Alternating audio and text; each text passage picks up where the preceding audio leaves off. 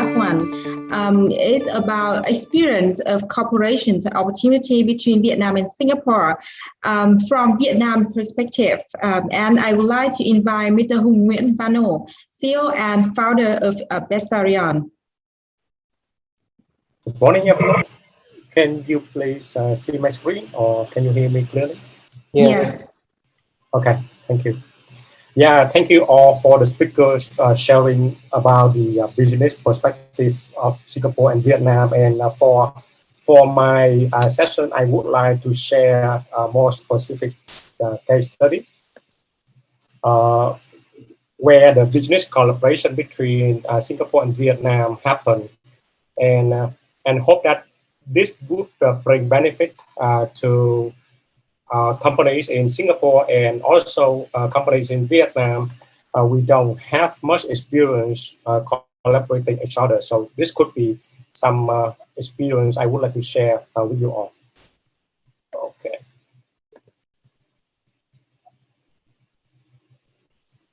Okay, so first I'm Hong, or you call me Vano. I'm the CEO of Bestarion, and I studied in Singapore before in NUS, and I worked there for some time before I came back to Vietnam and joined various outsourcing companies in Vietnam, and finally I'm now in Bestarion.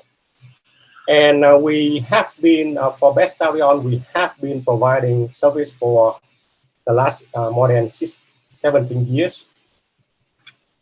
The first project customer in Singapore we have in 2013, so 8 years ago. Now we have a team of more than 150 engineers. Besides Singapore, we have our customers in the US, in Europe, and other in total 50 countries. And also we completed around 215 projects in total. So there are many projects and business collaboration we have been doing with Singapore customers, but I would like to share a very specific case study in the banking customer.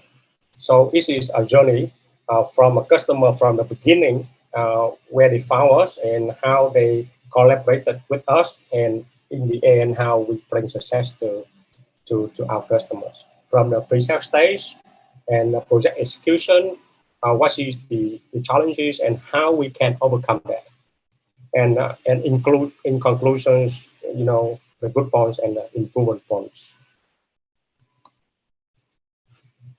So this is the pre-sale stage.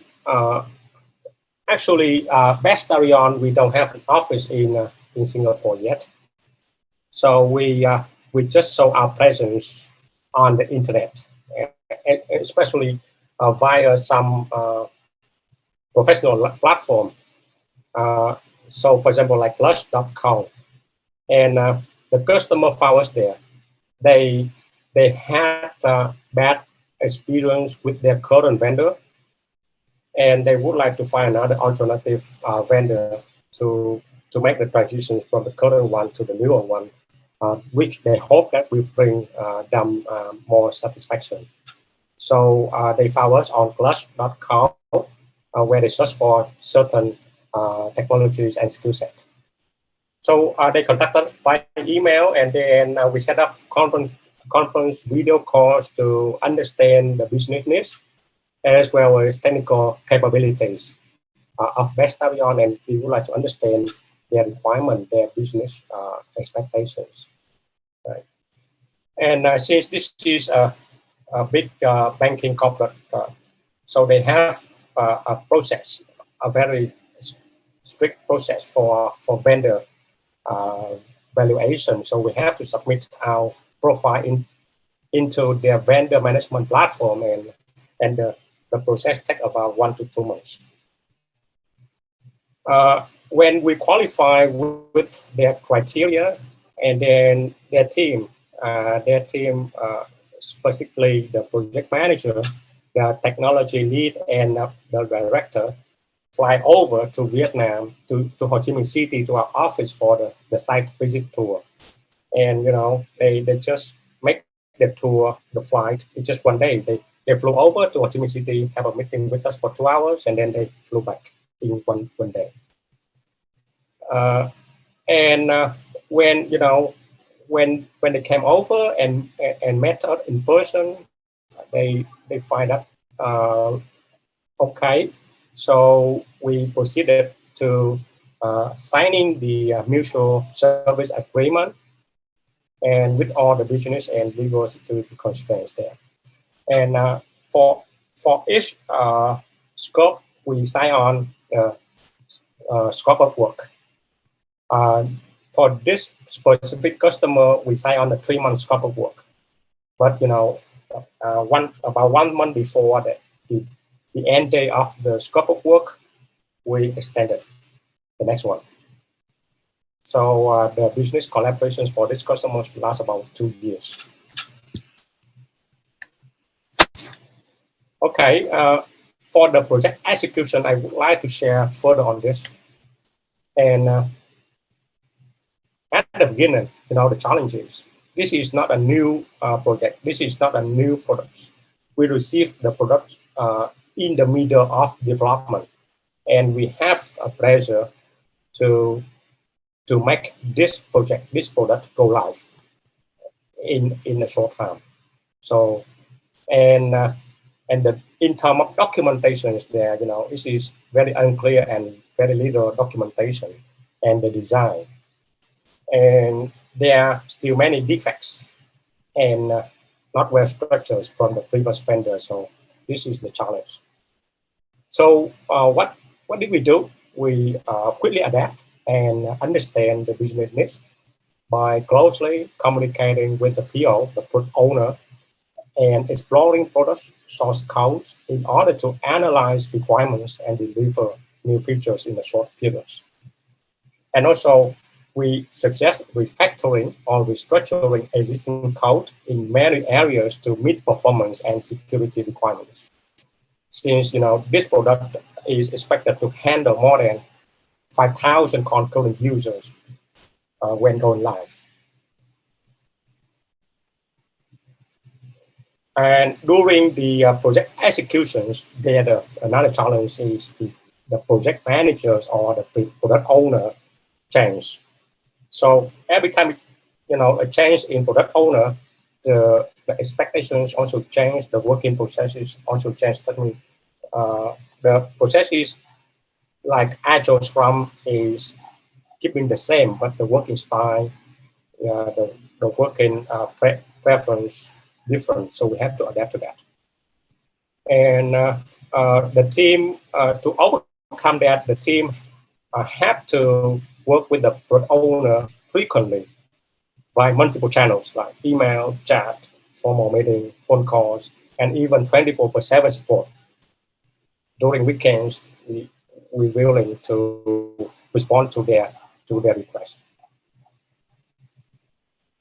And we work on Agile Scrum methodologies, and every team members have to work on that and collaborating with the customers on a daily basis. And we also get feedback from our customer to improve our quality and improve our collaboration, how to enhance their satisfaction. And one specific requirement for this customer is that since this is a financial institution, the security requirement is very strict. We could not access to their staging or production environments. When we release our source code there with the installation guideline, the DevOps there follow the guideline, but somehow they met the issue. But we could not go into their environments to do the troubleshoot. So in order to overcome that, we have to review the log files offline. Okay, and in certain areas, the log files, we don't have the information there. We have to enhance the logging mechanism to capture the error and in order to looking for the root cause of the issue. And so when our customer deployment guy, he deploy the product into their environments, we do the video call, the screen share, and provide the guidance and troubleshoot on the spot.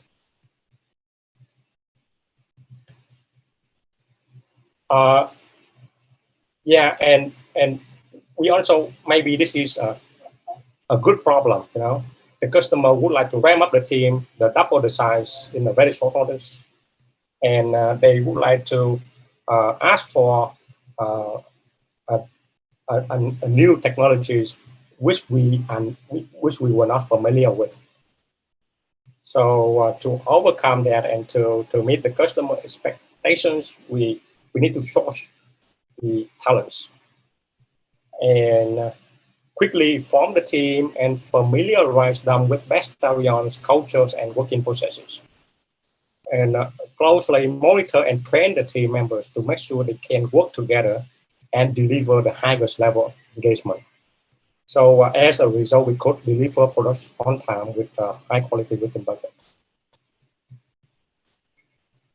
So in overall, what we can see from the collaboration in general, you know, between Vietnam and Singapore, the good point is that it's just 1 hour difference, and you know there are a lot of overlap times between Vietnam and Singapore. So like the two teams in Singapore and Vietnam can work and collaborate very frequently, you know. And another one is, you know, from Singapore to Vietnam is, you know, short distance from Ho Chi Minh to Hanoi, so about 1.5 hour flight. So customers can travel there, or we can go to Singapore and meet our customers and return back in 1 day. What the customer found us is that we dedicated and hardworking and very responsive to their needs. Improvement points from our perspective or from our side in Bestarion. Okay, so you know, it takes some time to familiar with Singapore English or we call Singlish, or sometimes, you know, Indian English. So it is hard for us to understand from the beginning. So our people have to familiarize themselves with the accent. And also, the team here should be more proactive in communicating and consulting to the customer. It's not like, you know, we do whatever the customer tells us to do, but we should be more proactive in consulting and providing solutions to our customers. Okay. So that is the end of my sharing. And in case if you would like to contact us for any business collaboration, this is our contact information. And we also have information there at the landing page of Vietnam Singapore business matching. Okay, and we look forward to meeting you during the business matching sessions. Thank you. Thank you, Mr. Vano. Okay, so honorable speakers, discussing guests, and ladies and gentlemen, from the beginnings, we received many questions from participants on the chat box. And now for further understanding about Singapore and Vietnamese business market, business culture, and others, we move to the Q&A sections. Feel free to send us your questions by press the button raise hand, or send the message to the chat box with the name of the speakers that you want to send the questions to. And we welcome all the questions and your concern. Okay, so start the Q&A sections. I received the questions from the participants. What are the challenges for Singapore company to working with Vietnamese company? So I think that Mr. Franklin, you made the suitable person to answer these questions. So, okay, I will repeat the questions. What are the challenges for Singapore company to work with the Vietnamese company? According to from your experience? Yeah, sure. I think the language at the starting point is an issue because Singaporeans speak Singlish, right? We don't speak proper English, even though in our mind we think we do, but it's definitely not, right? So after a while, then you need to slow down and basically to get the communication more clear. So, but that's not just with Vietnam company, it's just with basically Indonesia, Philippines, etc. There's always a communication thing that we need to get used to. So it's really getting used to over a period of 2, 3, 4 months. Then once you are better familiar with it, then you are better able to work together. So you understand each other better. Some of the other challenges that we see working with Vietnamese company, I don't know, the traveling back and forth is easy. It's 2 hours, so it's comparatively okay. What other things are there? So I think maybe some of it is also with the rules and regulations, because when I'm in Vietnam, I do see that some of the rules, the circulars always come up regarding HR policy, regarding import export and bringing in and bringing out money from Singapore to Vietnam side. So all that kind of thing, there are some restrictions of control over there, but there's nothing that you cannot work around with, right? So that's generally okay for use.